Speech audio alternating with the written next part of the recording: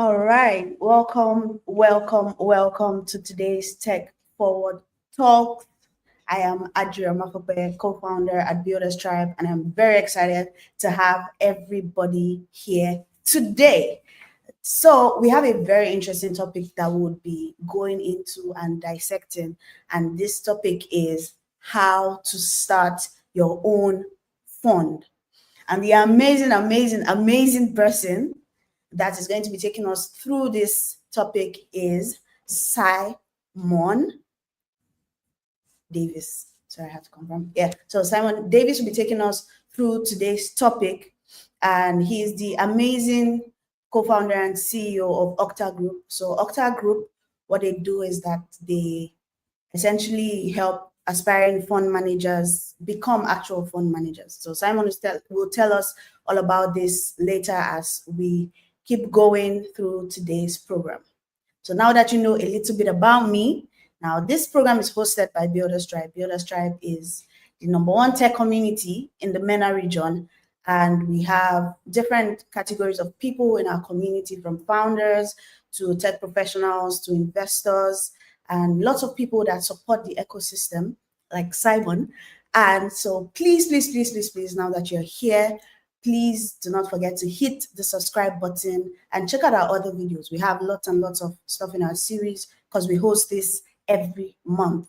And also you can follow Builders Tribe HQ on all our socials. So we have lots of things that happen, from events to mentorship sessions to many other things that we do across the MENA region.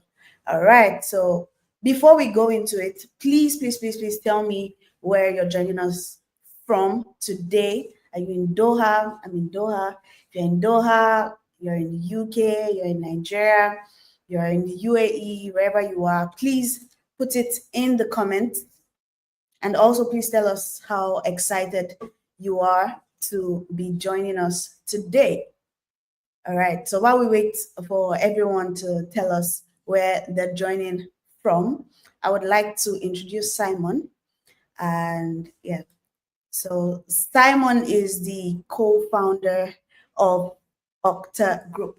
So Simon, before you go, I had this very lovely presentation to do, to talk about, all the great work and all the things that you're doing and you've done. I see you're doing this very amazing documentary series, and it's so cool, right? And yeah, so tell us a little bit about yourself, about Aucta Group, what you do, and then please wrap it up with the one question we ask every time: what's the most adventurous thing you've ever done?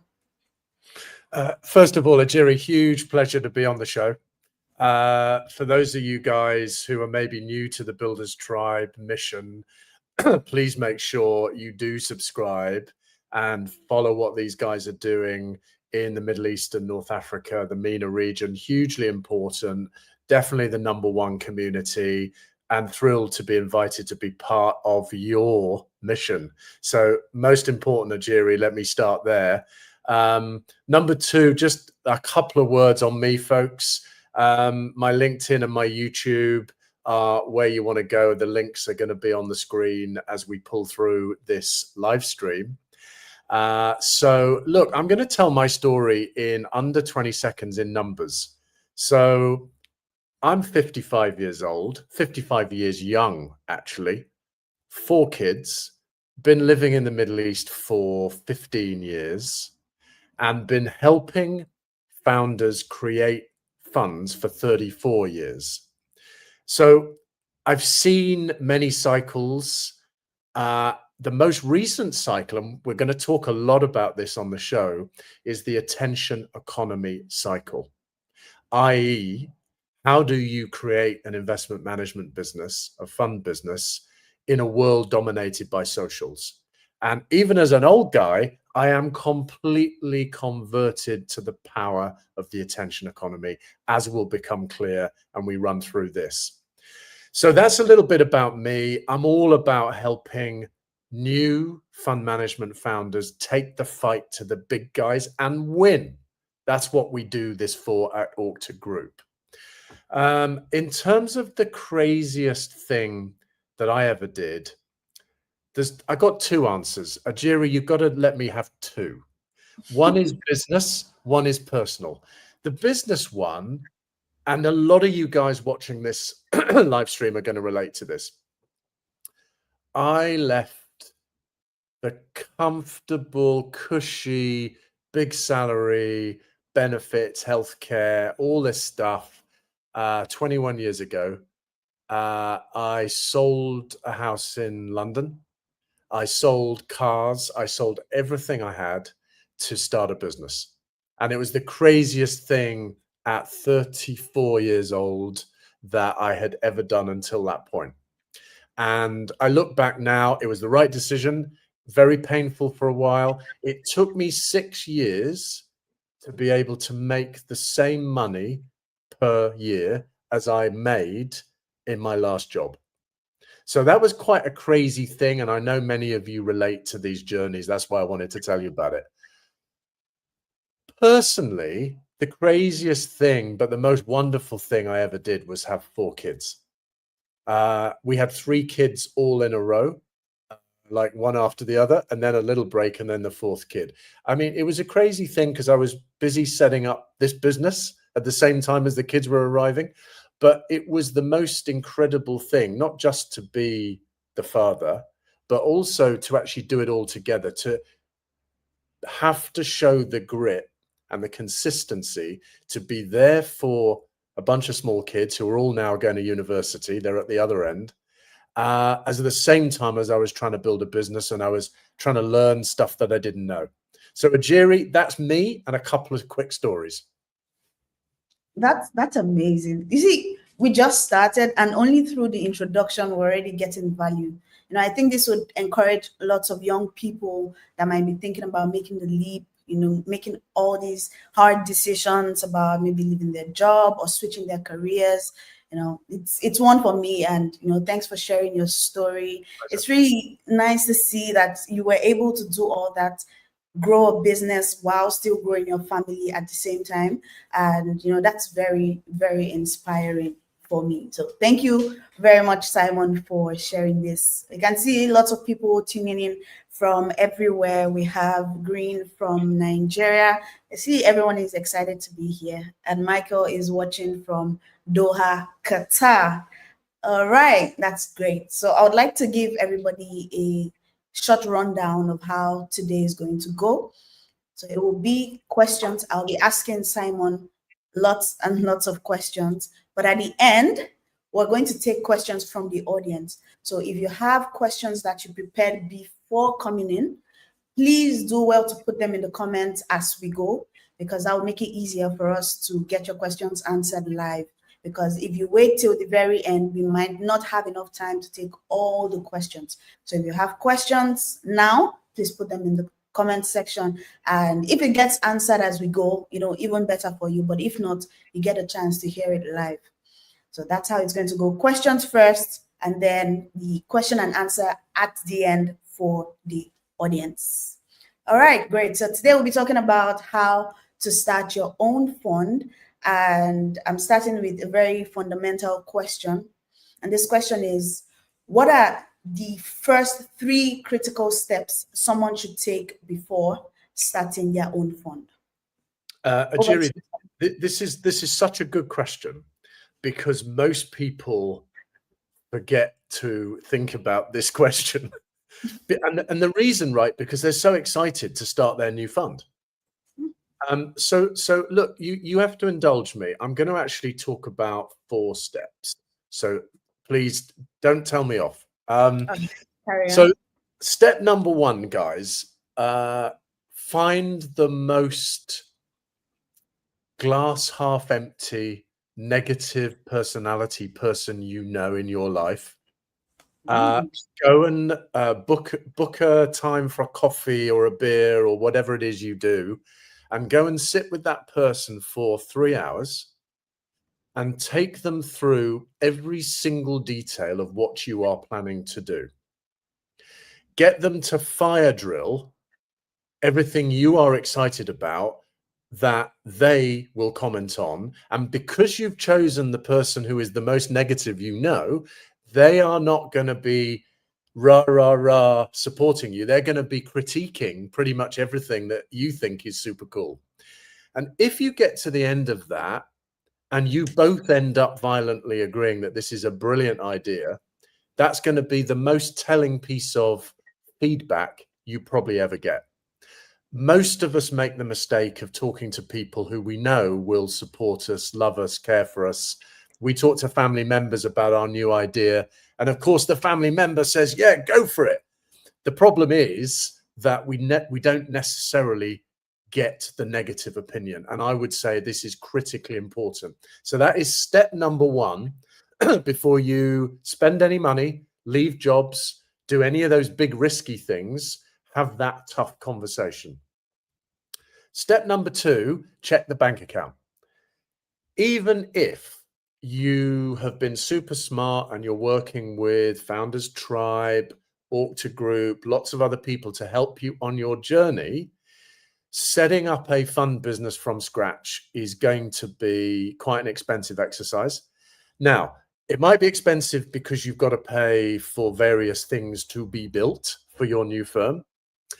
It might also be expensive, and this is the one everybody forgets, because you may not make any money from this venture for a couple of years. So have you got some money put aside to pay the bills at home for that first couple of years? Exactly the same mindset as if you're founding a tech business or any other business. You know, have some reserves to be able to cover your personal costs. Step three, work your personal brand on your socials harder than you have ever worked those brands before you set up your new fund. Be noisy. Be noisy 3, 4, 5 times a week across X, LinkedIn, YouTube, your other channels. Make sure that everybody in your existing network knows what's coming. If you need to take some risks to be a bit more public on socials about what you're doing, this is the time to do it, not once you've started. Too late then. Build up the noise, build up the interest, the curiosity from your networks as early as you possibly can. And then finally, number 4, find in your network the existing fund manager you respect the most, someone who's already doing the job, and find a way to spend 1 week shadowing them in their day job. A lot of folks that I meet who haven't been in the industry before have an impression of what they think it's like to be a fund manager that isn't necessarily accurate. Spend some time with someone doing the job. I don't think it needs to be a month. Just literally do 10 hours a day for a whole week. You'll start to get an impression of what the job really is. So Ajiri, those are the 4 steps I think everyone should do before their first fund starts. Thank you. Thank you so much. I don't know if you guys are taking notes, because I am. I already have my short notes full already, and I'm just going to keep going today. This is very, very valuable.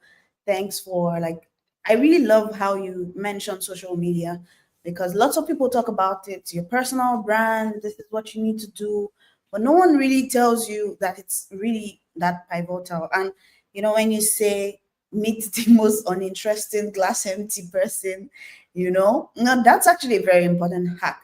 You're going to be hurt, you're going to feel a lot of pain, but at the end of it, you're actually going to get to the core of what you need.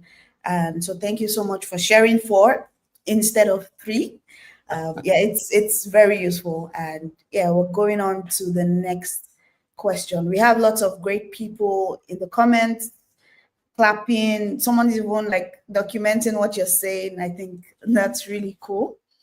Yes, that's really cool. We have very present viewers today.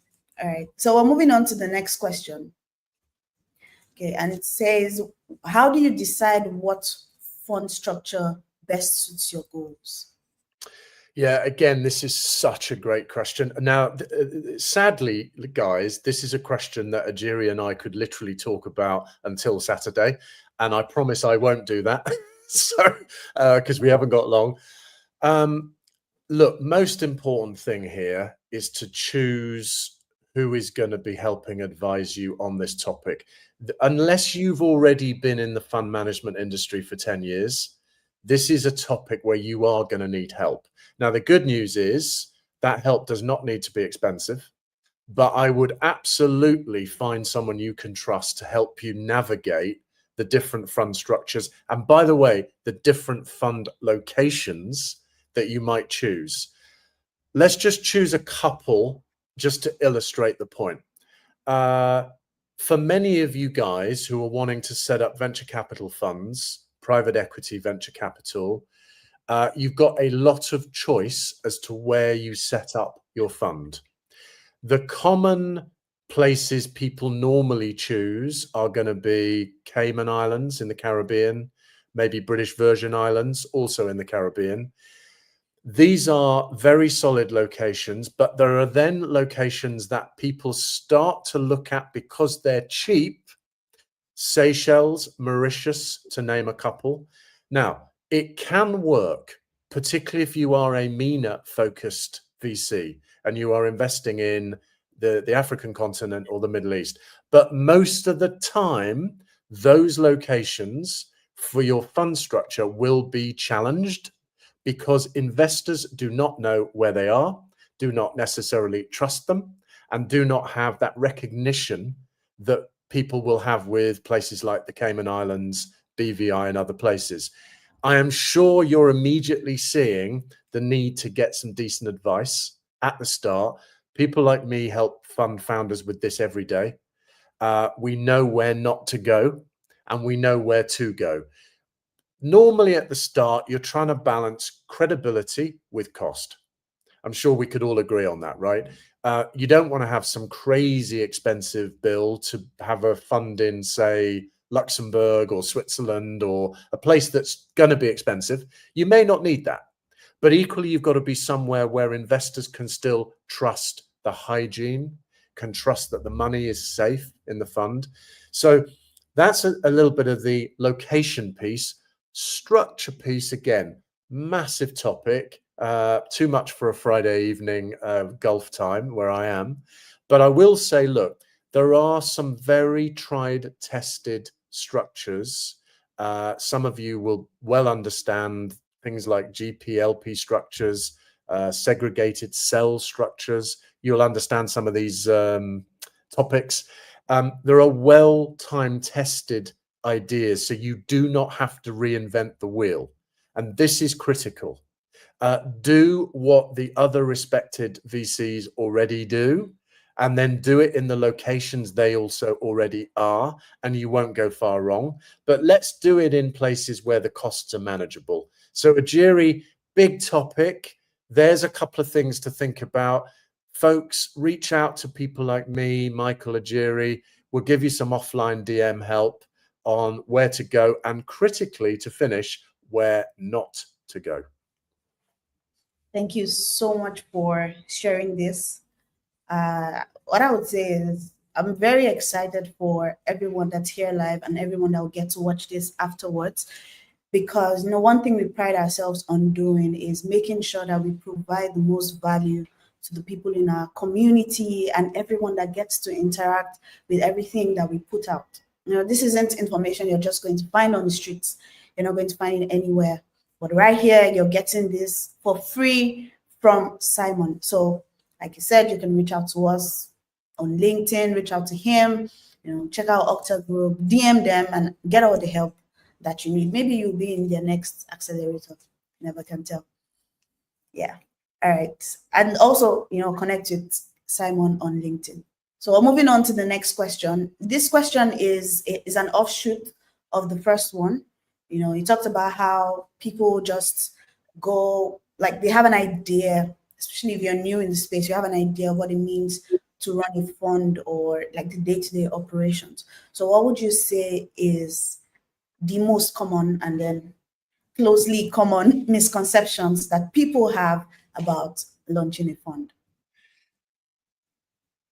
Let me be controversial for a Friday when we're recording this live stream. Your first few $1 million of investors in your new fund will not really care about the strategy or thesis you have for the fund. They only care about one thing, and that is you.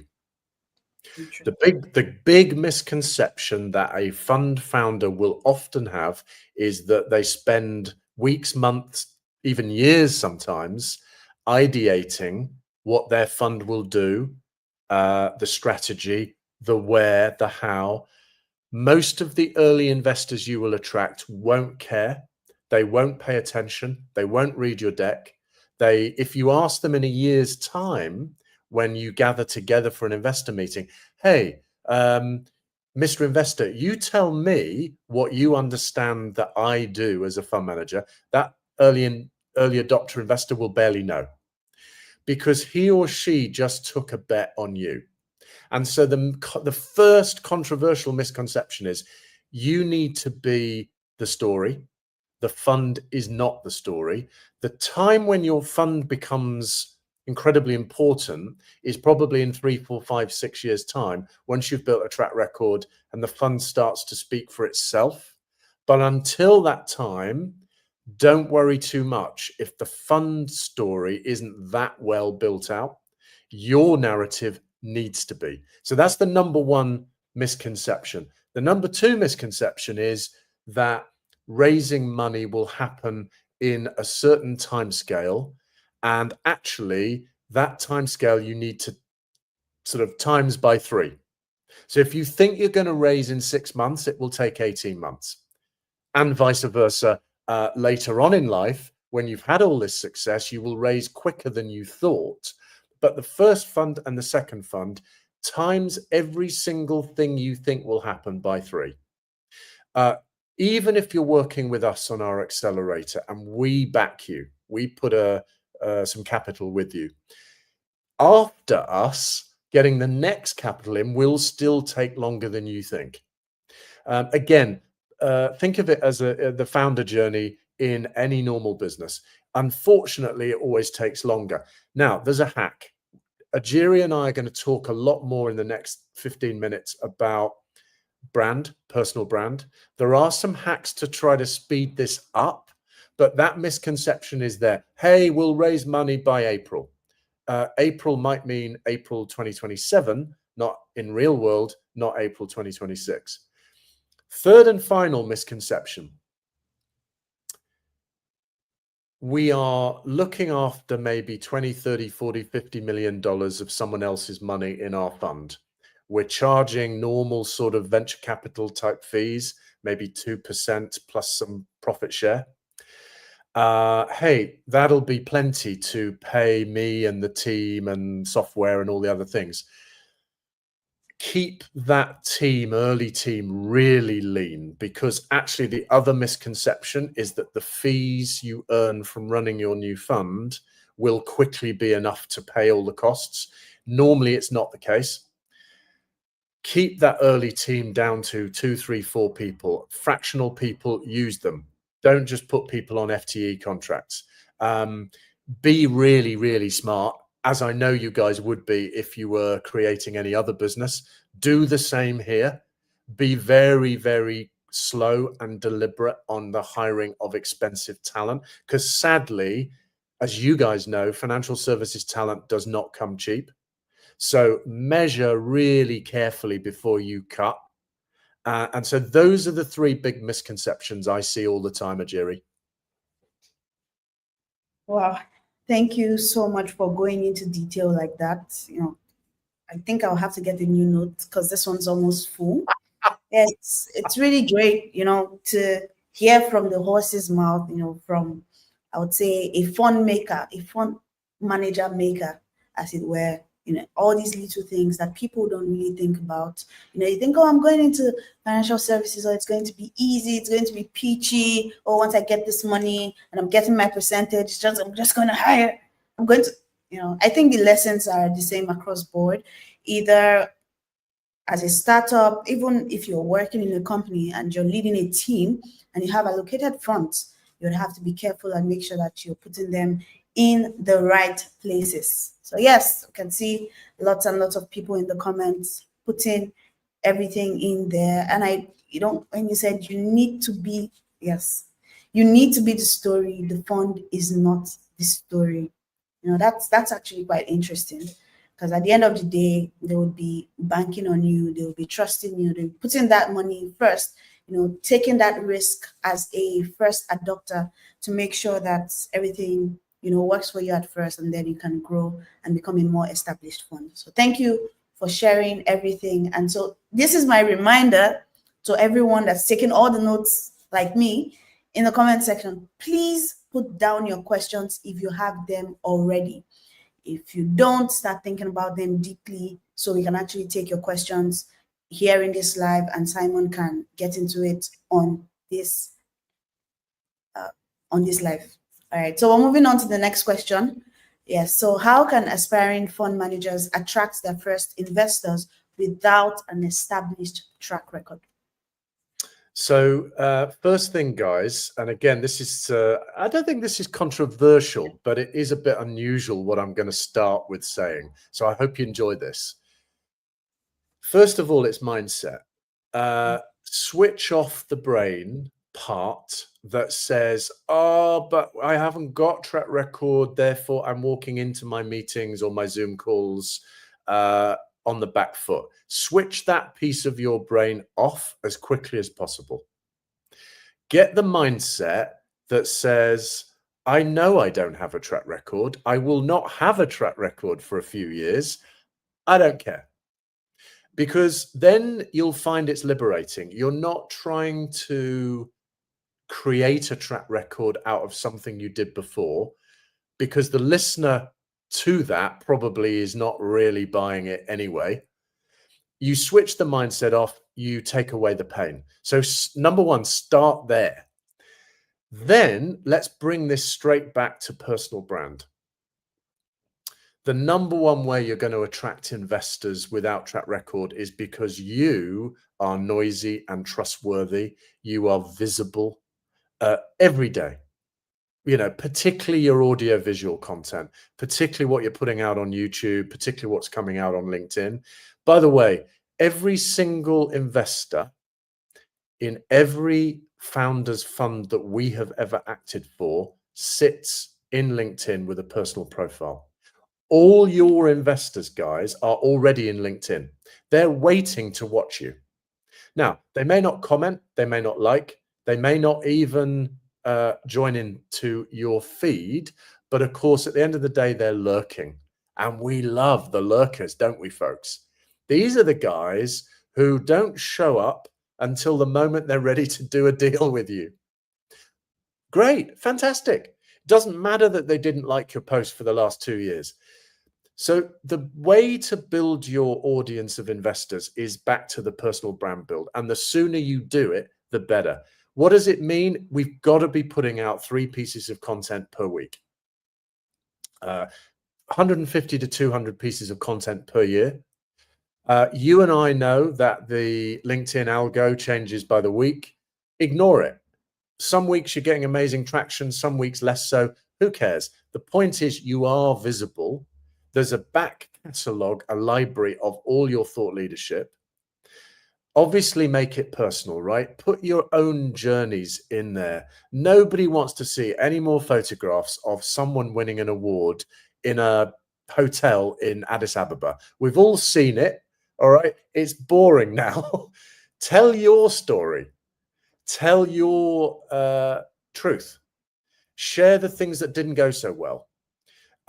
Have call to actions all the time, every week. I'm doing a coffee meetup in Doha, Qatar. I'm doing one in Mombasa. I'm doing one in Cape Town.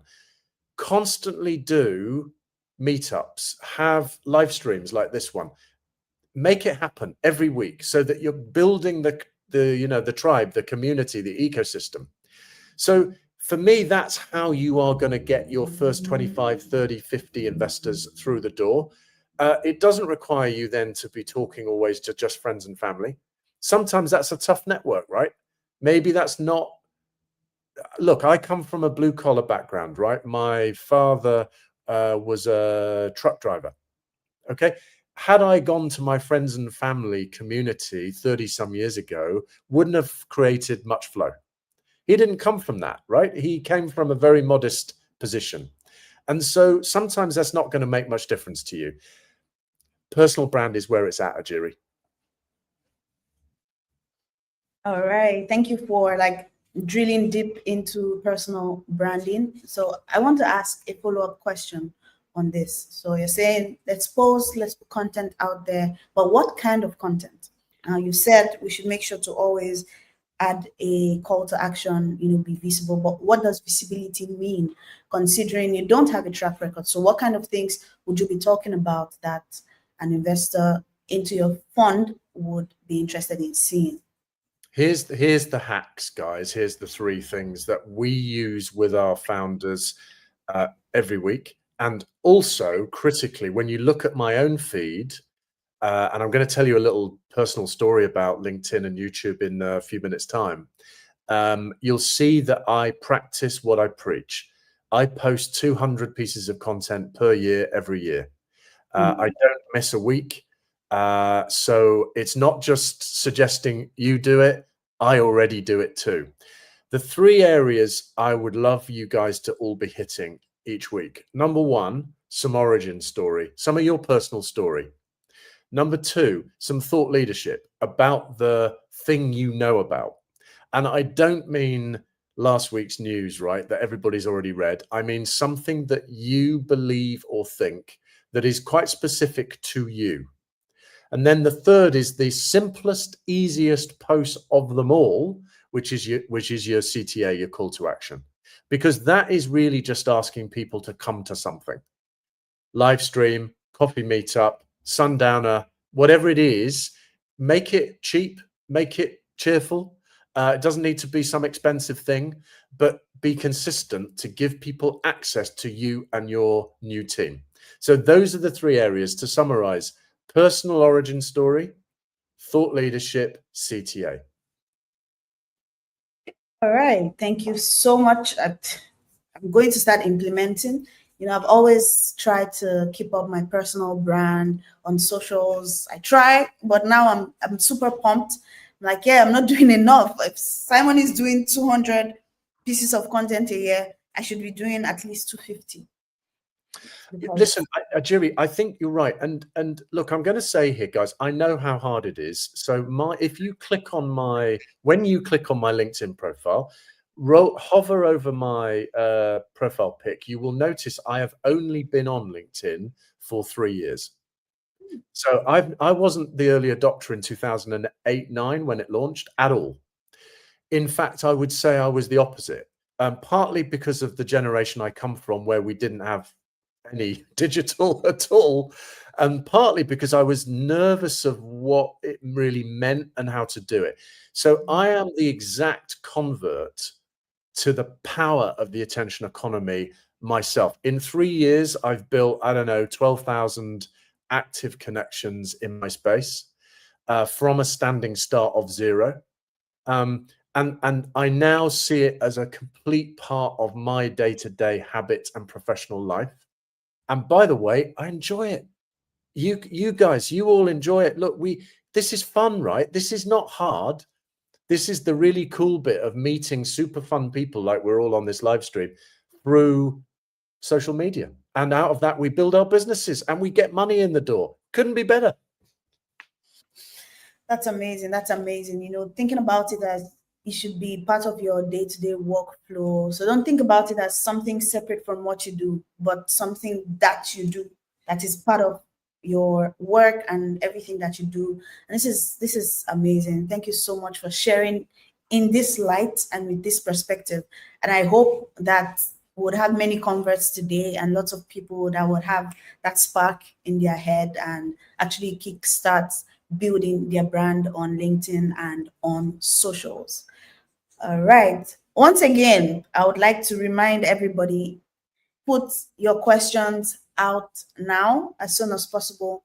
In the next maybe 5 minutes, I'll be taking questions. If there are no questions, I'll keep going with mine, but then would unavoidably have to wrap up in about 10 to 15 minutes. So please send in your questions now, or you might not get the opportunity to ask them on this live. I wouldn't want to be you. All these are my questions and I'm getting my answers. All right, so let's go on to the next question. So what are some of the key legal and regulatory challenges that first-time fund managers should be aware of? Yeah, another super question. So look, there's a fundamental decision that all you guys who want to start your venture capital funds need to take. And so I want to start right at the beginning. And again, don't worry, this is a really simple decision in terms of the direction you want to go. Either you yourself are going to apply to have regulatory licenses, trade licenses yourself under the name of your new business, and you are going to have then the responsibility and accountability to be regulated and to have to do all the reporting that comes from that on an ongoing basis. Or you are going to decide to become hosted for the purposes of your regulatory clearances by someone who offers an umbrella under which you sit. Now, the vast majority of the time, people starting a new VC fund, in my opinion, should go the hosted route.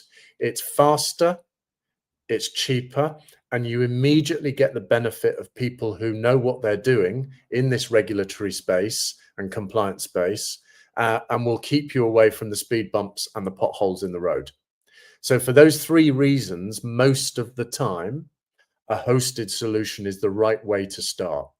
Now, which host to go through is quite a big conversation that, you know, we can always have offline together. It's too much to talk about tonight. But that fundamental decision is often where a new fund manager goes wrong. Oh, well, someone told me that I must get regulated in Qatar and I must do it myself directly. And it's going to take me a year. That's going to slow me down. And it's going to cost this much money.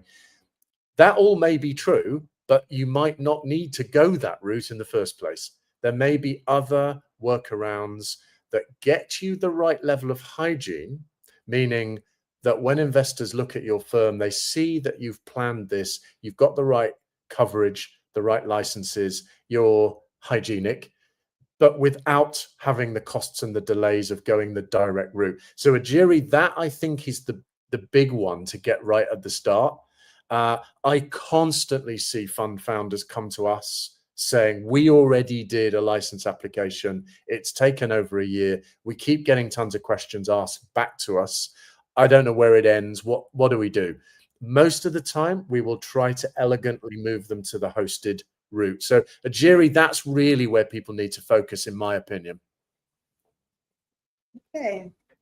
That's actually that's perspective.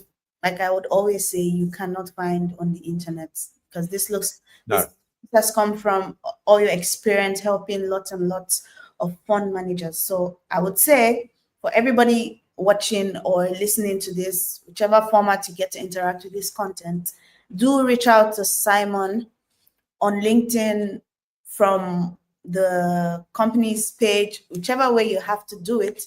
You know, make sure you reach out to them, because they have ways to help you and they can make your process a lot easier. All right, so we're taking the last question from my end, and then we'll take the questions we have in the comment sections. Once again, if you've not put in your questions, please do that right now. Final call. All right, so my last question today is, what tools, platforms, or systems do you recommend to efficiently manage and scale a fund? Great question. Fantastic. Look, you guys will all be seeing the same socials that I do from people in other industries who are talking about building an operating system in their sector. Those of you who follow people like Matt Gray, Alex Hormozi, you know, all these guys, what they've done is work out how to build an operating system, a process that's repeatable for what they do. Right. You're in the fund management game now. You're starting your first fund. Do the same. Build a repeatable process using software tools so that this does not become guesswork.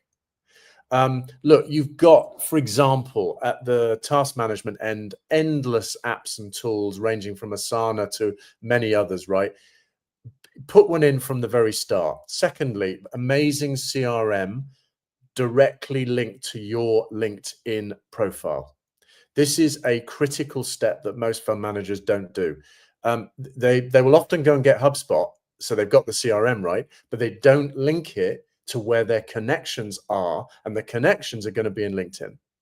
So there's a bunch of CRMs that directly connect so that you can download the data from LinkedIn into your CRM. This is the biggest hack I can give you, because as you guys know, LinkedIn's capability as a CRM is very weak, very strong in terms of your ability to DM your connections and follow them and see what they're doing. So it's critically important to connect your CRM to LinkedIn. Other tools and processes, we're all awash with AI commentary, right? Look, here's how I see AI. In my business, AI removes about 15 jobs from my payroll, 15. That's a lot of money saved. There are some roles that obviously we need human beings, and we love to have human beings, don't we, folks? Because that's the fun of liaising with each other and talking about the football and the whatever. But the AI piece, really, really important. For example, let me give you one workable example. And I think, again, you're going to love this one. We're trialing it in our organization now. When you look at your VC fund, your biggest bottleneck will be the amount of applications for funding you get from founders. Trying to manage that origination of deal flow is a huge problem. Always has been. However, you've now got AI due diligence tools, some of which are really good. Put into the LLM what it is you're looking for. You can probably cut 90% of the time you were spending on calls and going around conferences trying to find deal flow simply by installing an AI piece of DDBot. Now, along with the task management, along with what I said about the CRM LinkedIn linkage, you've then got tools which from day one are saving you money, making you much more efficient. And by the way, something else to talk about, right? When you're talking through your personal brand, if people see you going hardcore and building out with really fresh tools, how you're even doing the diligence on deal flow you're seeing, they're already getting impressed because they're already seeing you guys thinking through the problems in the industry. So that's where I would go, Ajiri, in terms of just some initial tool thinking. That's very helpful. Thanks for, like I said, everything you're saying today from experience. So it's just straight. Here's what you do, and these are the results you get. And that brings us to, I would say we're taking a small intermission. So we're taking a short break. And once we're back, we're going to answer 2 questions from the audience, and then we'll wrap up for today. So put in your questions now. Well, final call. And yeah, see you on the other side after our short break. Bring that joy.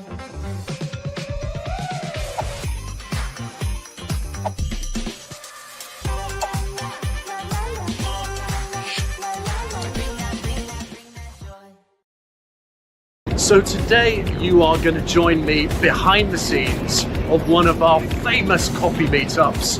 We're at the Cloud Hotel in Lower Manhattan.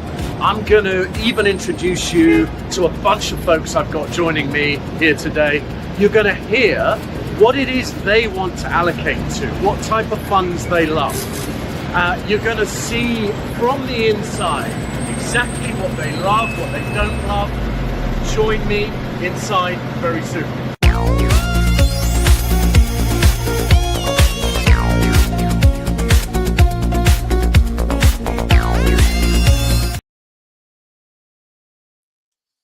All right, we're back from our break now. So that was a clip from Simon's YouTube. So make sure to go to his YouTube and check out all the videos, watch the full video. He has lots and lots of amazing content there to help you on your journey. So we'll be taking a question from Sunjay Sharma. Okay, and it says, what are your thoughts of potentially putting out a high level version of the thesis? Yeah, Sunjay, thank you for the question. Yeah, and I think you read the room really well from what we were saying a few minutes ago. Look, a really cool thing to have, guys, in terms of collateral is a one-page teaser. And in that teaser, keep your thesis super high level. And I would just repeat that, super high level. Really try and avoid going into too much detail about how you are proposing to invest at the start of the conversation. If you can put it into one line that you can trial on the least financially educated member of your family and they understand what you do, you've won. So I use some of the stuff we do, I use on my mother, who's well in her 80s. She doesn't come from a financial background. And I say, look, hey, mum, does this make sense to you? And if that one line gets a smile, then I know I'm on the right track. So keep it very high level. Avoid the temptation to show your own intellectual rigor too early, because people already think you're smart, right? That's why you're going to run a VC fund. They don't need to be told you're smart. What you want to do is communicate the core message. So Sunjay, great question. Keep it super high level. All right. Thank you. Thank you for sharing that. Keep it high level and take my notes now. I've never thought about like creating a one-pager before. And yeah, so a one-pager, a one-liner, if it makes sense to the least financially the person in your life that doesn't have any knowledge about financials, then you should know that you're on the right track. Yeah, Sunjay, thanking you. Thank you, Sunjay. Let me add just something quickly in, Ajiri. I'm going to keep this brief, I promise. A lot of us think about spending weeks, months, days, hours on creating our decks. And we sit in Canva or Adobe and we build some incredible deck. Look, honestly, guys, nobody's going to read it. I'll tell you what's going to happen. People are going to get to the front page. They're then going to flick to get to the pages with your pictures of you, and that's it. So you might have spent 50 hours on that deck. I am here to say to you, sadly, in 2025, nobody's going to read it. Your one pager, almost everybody who gets it from you will properly scan read it. And so use those one pages wisely. Don't waste too much time on your PPTs, on your Canva decks. Have one, yeah, fine, but put it in your data room and probably leave it there. All right. Thank you so much for adding that on to all the gems that you've already put out. So we're taking one more question from the audience, and this is from Michael. It says, what's the most remarkable early fund success story you have enabled through Aucta Group or come across? Yeah, fantastic question. I'm going to, because we haven't got too long, I'm going to pick on two. And those of you who might be interested in the success stories, again, do say hi on DM or offline, and I'll do my best to give you some other ideas. Look, first of all, I know there's a temptation on these live streams sometimes for me to sound a little bit almost not negative, but almost like the challenge is so high and it's almost impossible to get there. It's not my intention. The reality is this is an amazing business. You can create incredible returns for your investors and for yourselves. It's just as incredible today as it was when I started. And in fact, it's going to be even more incredible because the world's wealth pool, of course, has grown exponentially in the last 25 years. So there's all to play for. The early success stories, I'm going to choose two. Those of you who follow my LinkedIn feed will remember this story because I published it a few months ago. This was is a Bangladeshi fund manager based in New York, came from the Jamaica district of Queens in New York, pretty rough neighborhood for those of you that know Jamaica. did not come from money, did not come from any financial background at all. Bootstrapped himself into a big job on Wall Street. Always knew he wanted to run his own fund. I met him while he was still working at the Wall Street firm, and he came to us to say, look, here's my dream, my aspiration. How do I do this? And look, I'll be honest, guys, I was a bit nervous of whether he could execute. And he had the presence of mind to say to me, hey, look, you think I haven't got grit? I'm come to where I grew up. So in July this year, 2025, I went to Jamaica in Queens and I visited where he grew up, and the family home he grew up in, he's now bought for his mother because he's had some success. And I saw the grit that this kid must have showed to become what he's now becoming. In his first year, with our help and our capital, he exceeded his expectations 10x.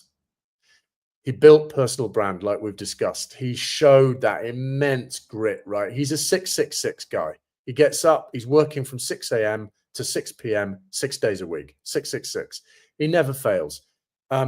He's absolutely inspired by the opportunities ahead of him. He isn't looking through the rearview mirror at the challenges he already faced. So that's one success story that's brand new.